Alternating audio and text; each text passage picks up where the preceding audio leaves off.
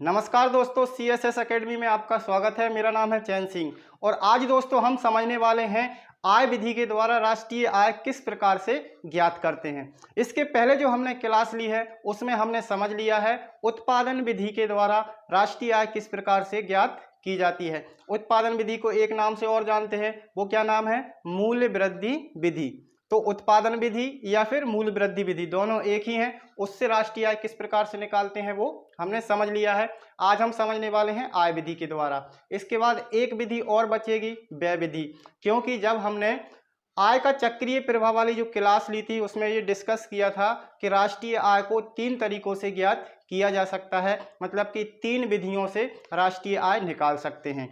एक तो आय विधि, दूसरा उत्पादन विधि, तीसरा व्यय विधि। तो उत्पादन विधि हमने समझ ली है, आज हम समझ लेंगे आय विधि।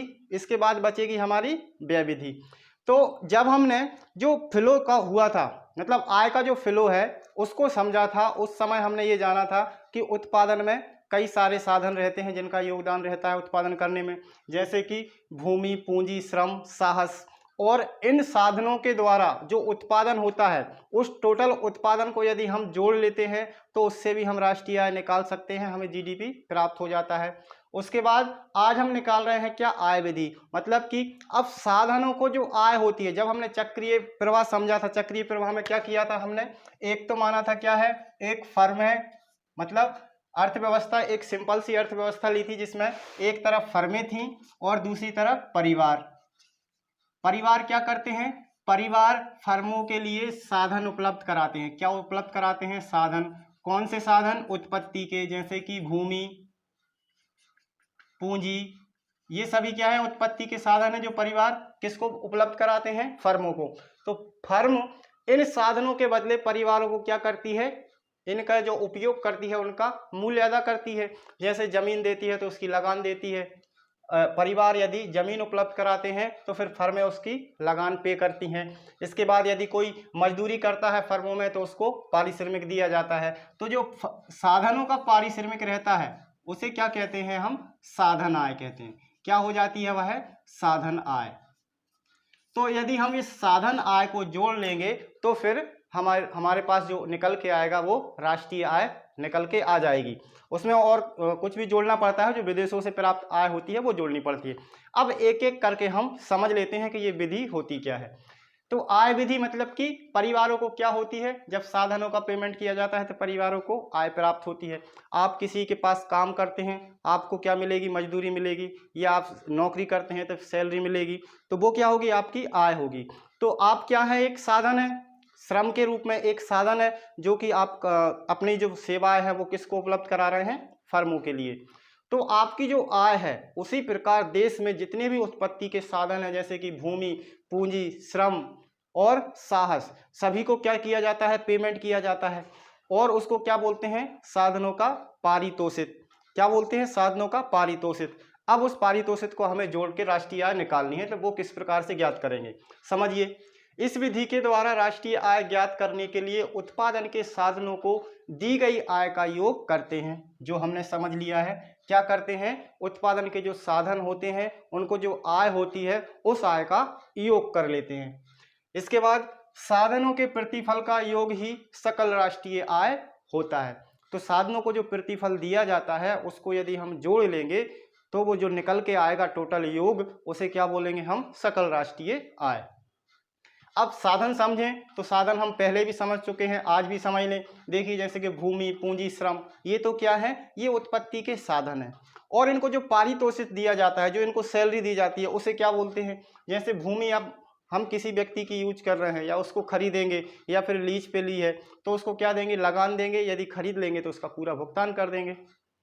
पूंजी यदि हम देते हैं फर्म में उपयोग करने के लिए तो उसका हमें ब्याज मिलता है। आप लोग देखते होंगे आपके आसपास कई साहूकार रहते हैं जो पैसा देते हैं उधार, और वो क्या लेते हैं? फिर ब्याज लेते हैं, जिससे उनकी आय बढ़ती है। उससे क्या होता है? उनकी आय बढ़ती है। आपके लिए पैसा देंगे, 10,000 देंगे, 5% के रूप में यदि ब्याज लेंगे तो फिर 10,500 रुपये आपको लौटाने पड़ेंगे 1 महीने में। इस प्रकार से उसको क्या बोलेंगे? ब्याज बोलेंगे। श्रम के तौर पर मजदूरी मिलती है। श्रम को क्या मिलती है? मजदूरी मिलती है।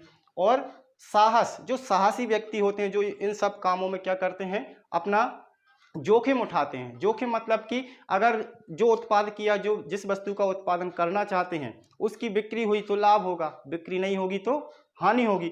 तो जो हानि और लाभ दोनों को सहन करने का साहस रखता है उसे क्या बोलते हैं? साहसी बोलते हैं या फिर उद्यमी बोलते हैं। ये तो क्या हो गया? साधनों को जो दिया जाता है, जैसे भूमि को लगान, पूंजी को ब्याज, श्रम को मजदूरी, साहस को लाभ, इन सभी को क्या कहते हैं? साधनों का प्रतिफल, साधनों को दिए जाने वाला प्रतिफल। और साधनों की आय या फिर कारक आय भी इसे कहा जाता है। तो इतना हमें ध्यान रखना है। इतना समझ में आ गया? वीडियो को पूरा जरूर देखें तो आपको अच्छे से समझ में आएगा। और वीडियो पसंद आए तो इसे लाइक जरूर करना, अपने दोस्तों को भी शेयर करना, और चैनल पर नए हो तो चैनल को सब्सक्राइब जरूर कर लेना। चलिए आगे बढ़ते हैं। अब समझते हैं हम कि राष्ट्रीय आय में क्या क्या जोड़ा जाएगा। राष्ट्रीय आय में क्या क्या जोड़ा जाए जिससे हमें राष्ट्रीय आय प्राप्त हो जाए। ये तो क्या है? प्रतिफल है। अब हमें इसके कारक समझना है कि इसमें जोड़ा क्या क्या जाता है। देखिए, जैसे कि हमने क्या क्या लगाया, सबसे पहले कर्मचारियों का वेतन, मतलब कि श्रम का क्या हो रहा है? भुगतान। श्रम के तौर पर जो भी फैक्ट्री में काम करते हैं, मजदूर काम करते हैं, सुपरवाइजर काम करते हैं, मैनेजर काम करते हैं, जितना भी होता है उनकी सैलरी जोड़ी जाती है। इसके अलावा अब हम राष्ट्र का कर रहे हैं। किसका कर रहे हैं? राष्ट्र का। राष्ट्र का मतलब कि पूरे देश का। तो पूरे देश के अंतर्गत जितने भी कर्मचारी हैं, यहाँ तक कि प्रधानमंत्री, राष्ट्रपति, उपराष्ट्रपति, एमएलए, जितने भी हैं, सबकी सैलरी जोड़ी जाती है।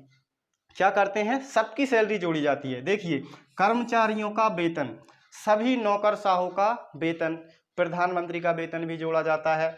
और नीचे यदि नगर पालिका में कोई झाड़ू लगाने वाला वर्कर है तो उसका वेतन भी जोड़ा जाता है।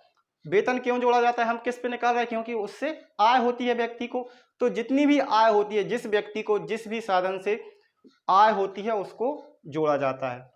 तो सभी नौकरशाहों का वेतन जोड़ा जाता है। वेतन के साथ साथ कंपनियां और सरकार क्या देती हैं? बीमा उपलब्ध कराती हैं, वो उसको भी जोड़ा जाता है। क्यों? क्योंकि उससे भी आय हो रही है। प्रोविडेंट फंड, कर्मचारी भविष्य निधि, उसको भी जोड़ा जाता है। उसके साथ साथ कई फैक्ट्रियां क्या रहती हैं कि जो अपनी लेबर रहती है उसको फूडिंग उपलब्ध कराती हैं, फूडिंग, रहने और खाने का, तो उसको भी शामिल किया जाता है क्योंकि उससे भी उनकी आय बढ़ती है। भत्ते जो रहते हैं उनको भी इसमें शामिल किया जाता है। तो कर्मचारियों का जब वेतन है उसमें क्या क्या शामिल किया जाएगा? कर्मचारी जितने भी सभी नौकरशाह हैं सभी का वेतन, बीमा जो उन्हें उपलब्ध कराया जाएगा, पीएफ, भत्ता और फूडिंग, ये सब कुछ इसमें शामिल किया जाता है। इसके बाद आ जाते हैं किराया। किराया किसका लिया जाता है? जैसे कि पूंजी भूमि है, भूमि का या तो लगान लिया जाएगा, जैसे कि लोकल भूमि है तो उसका क्या देगा? या तो रेंट लेगा तो रेंट से, और यदि परचेस कर लेगा, पूरी खरीद लेगा तो फिर उसका कीमत चुकाएगा। तो इसमें देखिए जैसे लिखा है किराया या फिर रॉयल्टी। तो किराया किसका होता है? भूमि का किराया होता है, मकान का किराया होता है। इसके अलावा रॉयल्टी, रॉयल्टी किस प्रकार से होती है? जैसे पेटेंट है, कॉपीराइट है, इन सभी प्रकार का क्या करते हैं? इनको भी योग किया जाता है। पेटेंट और कॉपीराइट क्या होता है? कॉपीराइट एक प्रकार का स्वामित्व होता है, स्वामित्व अधिकार, क्या बोलते हैं? निजी स्वामित्व। जैसे कि कोई आपने किसी वस्तु के निर्माण का एक फॉर्मूला डेवलप किया है और आप उसे बाद क्या करा लेते हैं? कॉपीराइट करा लेते हैं। तो कोई भी कंपनी उस फॉर्मूला के द्वारा यदि उस वस्तु का निर्माण करती है तो उसे, जिस व्यक्ति ने उसका निर्माण किया है, उसे कुछ राशि देनी पड़ती है कॉपीराइट के तौर पर, क्योंकि आप उसका इस्तेमाल कर रहे हैं उसके फॉर्मूले का, इसलिए उसको क्या देना पड़ेगा? पैसा देना पड़ेगा। इसी प्रकार से पेटेंट होता है, जब पेटेंट करा लेते हैं तो कोई दूसरा व्यक्ति उसका उपयोग नहीं कर पाता। इसी प्रकार कॉपीराइट होता है। तो इस प्रकार से जो लाभ मिलता है या आय बढ़ती है उसको भी राष्ट्रीय आय में शामिल किया जाता है, उसको जोड़ा जाता है। ब्याज पूंजी पर मिलता है। जैसे हम पूंजी उपलब्ध कराते हैं, जो इन्वेस्टमेंट होता है, जो भी हम लगाते हैं उसको यहाँ पर निवेश नहीं जोड़ते हैं हम, क्योंकि वो किस में आ जाता है? फिर व्यय में आ जाता है। तो निवेश को नहीं जोड़ेंगे, केवल यदि पूंजी उपलब्ध कराई है हमने और हमें उससे लाभ मिल रहा है, लाभ मिल रहा है मतलब कि ब्याज मिल रहा है, तो ब्याज से हमें आय होगी तो उसको हम क्या करेंगे? फिर राष्ट्रीय आय में शामिल करेंगे। इसके बाद देखिए लाभ, उत्पादन यदि हम करते हैं, यदि हम उत्पादक हैं, किसी वस्तु का निर्माण करते हैं और जब बाजार में उसकी बिक्री करेंगे तो इससे हमें क्या होगा? लाभ होगा। तो उस लाभ को भी राष्ट्रीय आय में शामिल किया जाता है। मतलब कि जो फैक्ट्रियां होती हैं, जो फर्में होती हैं, जो उत्पादन करती हैं, उनका जो वार्षिक आय होती है उसको राष्ट्रीय आय में शामिल करते हैं। इसके बाद मिश्रित आय। मिश्रित आय क्या होती है? मिश्रित आय वह होती है जैसे कि कोई एक व्यक्ति है, उसी की भूमि है, उसी की मशीनरी है, उसी का श्रम है, उसी की पूंजी है, मतलब वह उसकी जमीन है, पैसा भी वही लगा रहा है, मशीनरी भी वही खरीद रहा है और मैनेजर का काम भी वही कर रहा है, तो सभी की मिला जुला कर वो एक आय रखेगा, अपना लाभ काटेगा कि नहीं काटेगा?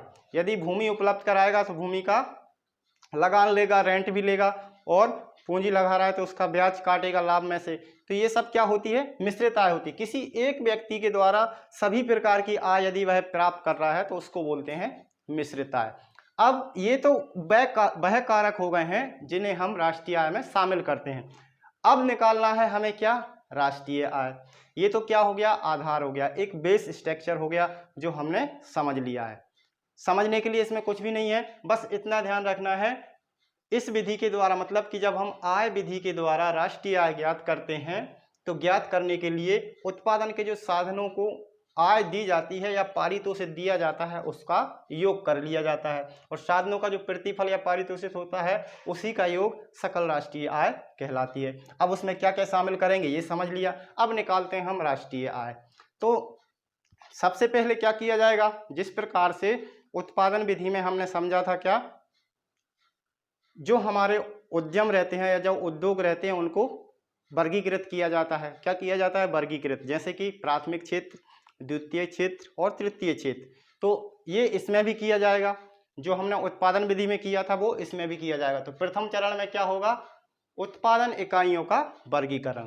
प्रथम जो चरण रहता है यदि हम उसको चरणों में डिवाइडेड करें तो क्या करेंगे? सबसे पहले हम क्या करेंगे? उत्पादन इकाइयों का वर्गीकरण। वर्गीकरण करने के बाद हम ये देखेंगे, ये अनुमान लगाएंगे कि प्रत्येक क्षेत्र के द्वारा जो कारक आय है या कि साधनों को कितना भुगतान किया गया है। कितना भुगतान किया गया है? किसको? कारकों को। कारक कौन से? भूमि, पूंजी, श्रम, साहस, इनको कितना भुगतान किया है उसको देखेंगे, अनुमान लगाएंगे कितना किया है, उसके बाद सभी का योग करेंगे। किस प्रकार से? देखिए, कर्मचारियों का वेतन प्लस किराया प्लस ब्याज भी जोड़ेंगे, प्लस लाभ भी जोड़ेंगे, प्लस मिश्रित आय भी जोड़ेंगे, प्लस रॉयल्टी भी जोड़ेंगे। सभी को हमने जोड़ लिया। जो हमने समझा है क्या है, क्या रहता है, ये योग करते हैं। तो ये जो कारक थे जो हमने समझे थे कि क्या क्या जोड़ेंगे, वो सभी हमने जोड़ लिए। ये हमारा एक क्या बन गया? समीकरण बन गया, या जिसे हम फॉर्मूला भी कह सकते हैं, फॉर्मूला बन गया है। कर्मचारियों का वेतन प्लस किराया प्लस ब्याज प्लस लाभ प्लस मिश्रित आय प्लस रॉयल्टी, ये सब हो गया। ये आज नहीं चल रहा है। ये सभी जोड़ लिया। अब जोड़ देंगे तो जोड़ने के बाद हमें डायरेक्ट ही क्या प्राप्त हो जाएगा? हमें निकल के आ जाएगा साधन लागत पर शुद्ध घरेलू उत्पाद। साधन लागत पर शुद्ध घरेलू उत्पाद हमें निकल के आ जाता है जब हम कर्मचारियों का वेतन, किराया, ब्याज, लाभ, मिश्रित आय, रॉयल्टी, ये सभी किसी एक व्यक्ति का नहीं, पूरे देश में जिन जिन लोगों को जिस भी इन कारकों के द्वारा जो आय प्राप्त होती है उस सबको शामिल कर लिया जाता है, जोड़ दिया जाता है, तो हमें साधन लागत पर शुद्ध घरेलू उत्पाद निकल के आ जाता है। अब साधन लागत पर शुद्ध घरेलू निकल के आ जाएगा जब, तो उसके बाद हमें कुछ भी नहीं करना। फिर जो विदेशों से प्राप्त शुद्ध आय है उसको केवल जोड़ दिया जाता है। विदेशों से प्राप्त शुद्ध साधन आय क्या होती है? विदेशों से प्राप्त शुद्ध साधन आय मतलब कि जो हम निर्यात करते हैं दूसरे देशों में, उस निर्यात में से हम जो विदेशों से आयात करते हैं उसको माइनस कर देंगे, तो क्या निकल के आ जाएगी? NFIA। NFIA ये क्या होता है? विदेशों से प्राप्त शुद्ध साधन आय। NFIA मतलब विदेशों से प्राप्त शुद्ध साधन आय। इसको हम क्या कर देते हैं? साधन लागत पर शुद्ध घरेलू उत्पाद में जोड़ देते हैं। जोड़ देंगे तो फिर क्या निकल के आ जाएगा? राष्ट्रीय आय, नेशनल इनकम। बिल्कुल आसान विधि है, समझने में कुछ नहीं है, बस हमें थोड़ा सा डेफिनेशन याद रखनी है। डेफिनेशन के बाद क्या करना है, क्या क्या जो कारक उसमें शामिल किए जाते हैं उन्हें याद रखना है। उन्हें याद रखने के बाद सभी का योग कर देंगे। योग करने के बाद हमारे पास साधन लागत पर शुद्ध घरेलू उत्पाद प्राप्त हो जाएगा, और जो शुद्ध घरेलू उत्पाद प्राप्त होगा साधन लागत पर, उसमें हम विदेशों से प्राप्त शुद्ध साधन आय को जोड़ देंगे, यानी कि NFIA को जोड़ देंगे, तो फिर हमारे पास क्या निकल के आ जाएगी, राष्ट्रीय आय। समझ में आ गया? बिल्कुल आसान है, बिल्कुल आसान तरीके से ही इसको याद रखना है। सबसे पहले साधनों को जो आय दी जाती है, साधनों को जो पारितोषिक दिया जाता है, उनकी जो पारितोषिक है उसका योग करते हैं इस विधि के अंतर्गत, ये लिखेंगे।